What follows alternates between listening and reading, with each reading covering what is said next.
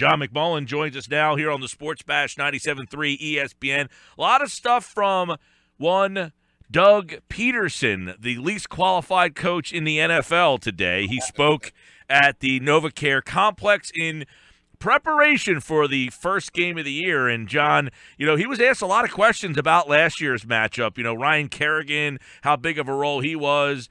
Just the fact that they have not fared very well against this Redskins team. 5 straight losses to the Skins? Yeah, 5 straight.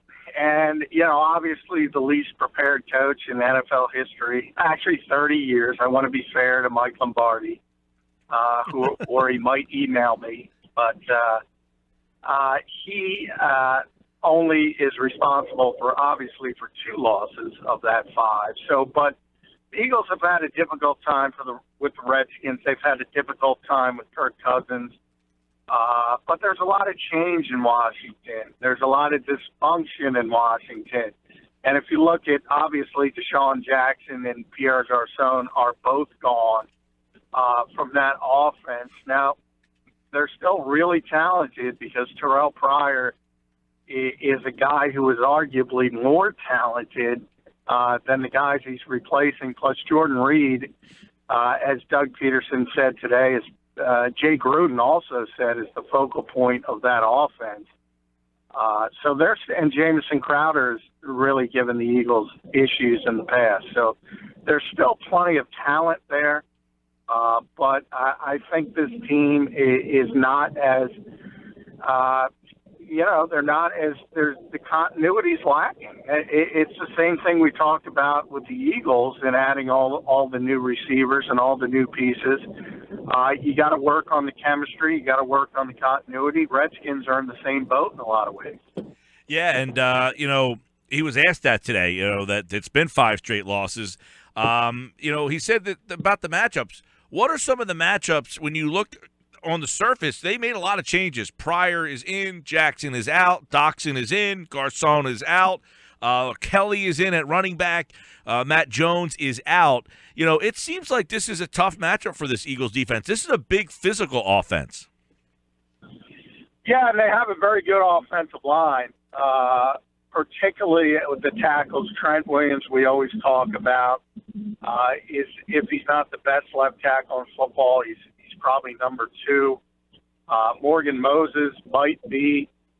If Lane Johnson isn't the best right tackle in football, he might be the best right tackle in football. Plus, Brandon Sheriff is a really, really good guard. So they're very good up front. As I said, they have talent, even though it's changed. We'll see if Josh Doxson can get on the field and actually play, because he's a former first-round pick to add to Pryor and Crowder. And then Jordan Reed, as I said, that's one of the 2 or 3 toughest guys to match up with in all of football. I believe that. Because he's a giant. He's a glorified receiver, really, playing tight end. And he's just difficult. Linebackers can't cover him. But Jay Gruden said of all the people that have checked Reed over the past few years, Malcolm Jenkins is the one who's done the best. So from that standpoint, you sort of have that feather in your cap. John McMullen's with us, 97.3 ESPN.com. He covers the Eagles. They're getting ready for the Redskins. And, of course, one of the big storylines for the season is the running back spot, and he gets asked a lot about it. But I thought it was interesting today. He was asked if Smallwood would be the kick returner, and he said, yes, he'll be back there. Typically, your main ball carrier is not also the return man. So does that kind of indicate that Blunt might be the guy they're going to lean on more, or are you not reading into that at all? No, you should read into that, and that's the way I thought it would go. And, yes, if Wendell's the starting running back, he's not going to be the starting kick returner. Although he is, to be honest, he is young enough, obviously, that he could handle both roles, but it's just not something you do in the NFL. Because if you want a running back to count on, you really don't want to risk injury on kick returns, which can be one of the most dangerous plays in football. So there's no doubt to me LeGarrette Blount's going to start this season as the main back on first and second down. I think, as I mentioned on the show earlier in the week, I think as the season wears on, I think that's where you'll see sort of Wendell developing a bigger role. But to start, I think it's going to be LeGarrette Blount as the main running back. John McMullen with us. So, John, the Redskins play that 3-4 defense versus a 4-3. What kind of challenge does that pose for Carson Wentz? Well, I think, especially in today's football where everything's spread out, I think, that 4-3 versus 3-4 front is not as drastic a change as it used to be. In most defenses, to be honest, we'll use both fronts in a particular game, especially the ones that are advanced and do a lot of different things. They will go back and forth. So the change, as I said, is not as drastic. In fact, the old terminology of defensive end versus outside linebacker is sort of being phased out in the NFL toward edge player. And that's what Ryan Kerrigan is, obviously. And the Eagles have defensive ends, but Brandon Graham and Vinny Curry and Derek Barnett and Chris Long are edge players. So in the past, it's really the difference has been one gap attacking, which is a 4-3, versus two gap read and react, which is the 3-4, except for the outside linebackers. But as I said, that's kind of morphed over the years. It's not as big as a difference as it used to be. Since you brought up Ryan Kerrigan, he had a huge role in both of the losses last season. I think he had a hand in at least 7 of those 9 sacks. How big is it for the Eagles to then have Lane Johnson back as far as trying to neutralize Kerrigan? Oh, it's huge, obviously. They've had issues with Ryan Kerrigan for years, but it was really bad last year when Lane was gone. And if you remember, the one game was Vitai's first NFL start, and it wasn't good. So obviously that's going to be a big impact on what the Eagles can do offensively, because Lane's a very good player, and we all know the success they had with him versus the struggles they had without him from last season. We're talking with John McMullen, 97.3 ESPN.com. Eagles and Redskins. Listen to the game right here. Sunday, pregame coverage starts with the countdown to kickoff at 10 a.m., followed by the Eagles Radio Network coverage at noon, and then Merrill and Mike at 1 p.m. John, so many things in this game. You talk about the getting off to a good start. They have not played well, as we talked about down there. But did Doug indicate today that he thought maybe this was more of a must-win game because you're in the division, you've got a really tough game looming? I know they don't like to look down the road, but they have to understand that Week 2 matchup is going to be pretty difficult. So this is about as big of a must-win. Did Doug kind of indicate that he understand that? I know they're going to tell you all the games are must-win, but this one has a little different feel to it. Yeah, and that's exactly what Doug said. He said all the games are must-win. And really they are in the NFL because you only play 16 games. That's the difference between this league and other professional sports, is how impactful each game tends to be if you hope to be a playoff team in this league. So they are all must-win, but Mike, you brought up a good point. When you look at the schedule, and you see Kansas City in Week 2 and sort of coming off not an actual bye week, but almost a semi-bye week, because they open up the NFL season on Thursday night. And we all know Andy Reid with extra preparation and all that. So I think from the coach's standpoint, he kind of knows he's got to get this game by hook or by crook somehow, because it's going to be really difficult to go to Kansas City and get that one. And your season isn't over at 0-2, but bad things can happen if you start 0-2. Things can start sliding the wrong way. So I think it is a more important game than usual in the regular season opener. Nobody's going to admit that, but I certainly think the coaches understand that. They try to get the players to compartmentalize things and only think about 1 week at a time. So from their standpoint, I don't think they're thinking about Kansas City yet, but the coaches know it. John, football's a game of matchups, and of course this week you'll have Alshon Jeffery going up against Josh Norman. How do you think that matchup shakes out? And how do you think the Eagles think that, Matt? Do they think they can exploit that a little bit or get the edge there? Yeah, Carson Wentz mentioned today that Josh is kind of a gambler. So maybe they see something to where they can get him on a double move for a big play, something of that nature. I think it's going to be interesting to see if Josh Norman travels with Alshon Jeffery all over the field, or if the Redskins stick with their base setup and just let them, or they, you know what, they could go the Bill Belichick route and just tell Josh Norman to take Torrey Smith out of the game. But Jay Gruden wouldn't say, no surprise there, doesn't want to give the strategy if Josh Norman's going to travel with Alshon Jeffery. But obviously, people will have their eyes on that matchup. So, John, I know you have a guy like Alshon Jeffery. What do you think it's like having him for a division road game, since a true number one receiver can be the difference maker? Do you think there's going to be plays where they specifically want Carson to look just for Alshon?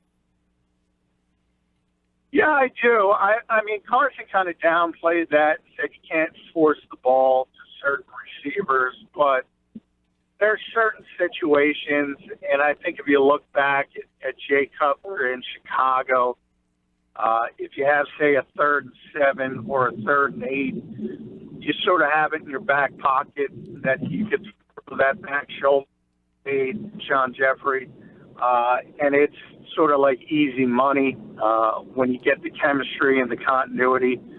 So I do think there will be particular instances where the Eagles tell Carson Wentz to just throw Alshon the football, and I think they should. I mean, this is a different type of receiver than they've had here in a number of years. And even when you go back to when Deshaun Jackson was here and having so much success, it's a different type of receiver. It's a guy who's open when he's not open because of his catching radius and his length. Now, that being said, John, Doug was asked today if he made any tweaks or changes to his play calling, and, you know, do we anticipate to see a less aggressive or a different Doug Pederson in year number 2? No, I don't think you are going to see. I think he's aggressive by nature, and I think he believes in that. And I think for the most part, the numbers kind of bear out that that's a good way to be. But obviously, you're going to take some hits if a play doesn't work, and you do take a chance. And he certainly did take some hits.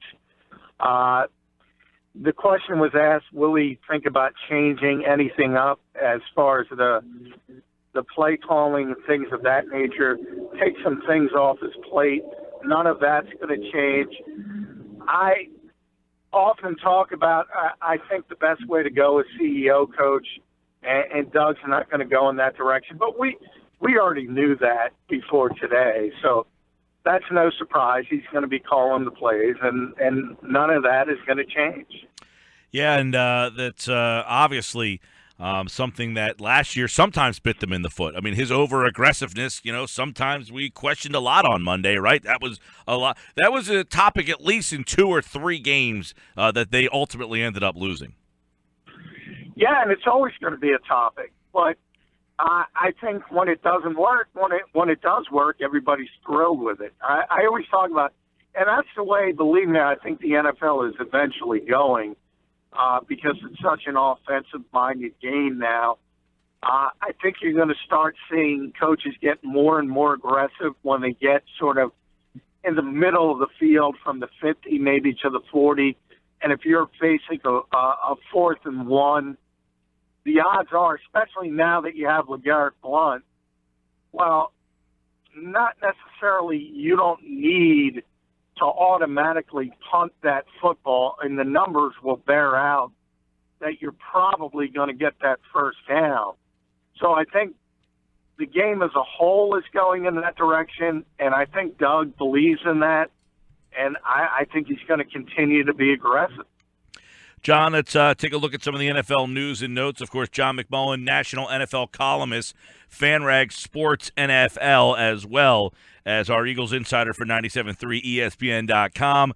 The decision the NFL had to come down to with this Tampa Bay Dolphins game. It's been rescheduled for Week 11. They both had a bye that week, and it sounds like, okay, that's easy, but that probably wasn't either team's first choice, right? Well, it's hard. I mean, there was no right answer here. No, there wasn't. I mean, players like the bye week, and some will argue, well, years and years ago they didn't have a bye week, so it's not like you can't do it. But the modern player is used to having a bye week, so that point of it is difficult to take that away, especially a late bye. That's going to be Week 11. In general, you're going to be banged up at that time, so that would come at almost a perfect time for those particular teams. But there's so much more that enters into it. If you want to move the game, there was a story that they were considering moving it to Philadelphia or Pittsburgh and do it at a neutral site. But then you're also taking away the players from their families and friends who are dealing with a hurricane in South Florida, so that's going to be on their mind if, God forbid, it actually hits as a Category 4 or 5. So I think you're right, Mike. There's no right decision. I think that's one of the better ones they could have done. Yeah, I guess they're in a situation where, especially with the Dolphins, if you look a little deeper into that story, John, they play in London this year, so they lost a home game already. They would potentially be playing in a neutral site. That would have been 2 games that they would be losing. So from the Dolphins' perspective, they probably did not love having to play at a neutral site. No, and that's losing a big home field advantage if you're, well, let's be honest, the Dolphins are not going to win the AFC East. But they were a playoff team last year, though. Yeah, but they could be in the hunt for a wild card berth, especially in that division, again, because the Jets are tanking, and people will argue that the Bills are tanking as well. I mean, one of the things that makes New England such a prohibitive favorite this season is not only the talent and the coach and the quarterback, but also the division they play in, because it's going to be so easy for them. And taking 2 home games away from the Dolphins would obviously make it even more easy for them. Hey, John, how about the NFL report that came out this morning? Since you're saying the Patriots are the favorite in the AFC East, which is not a shock. They're always the favorite in the AFC East. They said that Tom Brady, they investigated, they went back through all the video and pulled all the clips together and said Tom Brady did not have a concussion. Is this the league trying to make nice or make peace with the Pats? How do you even surmise that? You went through every hit. It's like the Zapruder film, I guess, in a way. I mean, they're looking at every angle. But are they just trying to, make nice with the Pats because it's the season opener tomorrow night? No, I think it's more of a PR thing because he's such a high-profile player and concussions are such a hot-button issue. But, I mean, let's be honest. I mean, people could have a concussion and you might not even diagnose it if the player doesn't. We've seen that happen over the years. The Eagles hit a concussion. I forget who it was. I think it was one of the offensive linemen, but Malcolm Jenkins confirmed that they were just trying to keep him on the field. And a lot of times players do that, and they know how to tweak the system. So I think it's more of a standpoint of sort of acquiescing to I don't want to call it a torch and pitchfork mentality, but that's what it is. I mean, you have this, sort of activism that wants to attack the NFL for concussions, and it's not an easy issue to diagnose to begin with.